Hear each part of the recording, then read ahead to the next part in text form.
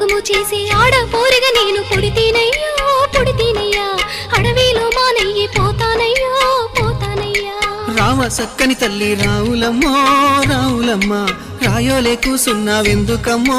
ఎందుకమ్మా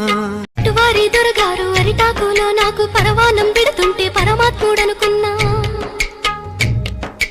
ఆడు కొమ్మని నాకు ఆట బొమ్మాలిస్తే దయగల్ల మహారాజు ధర్మాత్ముడనుకున్నా జాలితోటి నాకు జామ పండు ఇచ్చి తల మీద చేయి పెడితే తండ్రి లెక్కనుకున్నా ఎండి గిన్నెల పాలు పోసి నాకిస్తుంటే దండి గుణము చూసి దండాలు పెట్టినా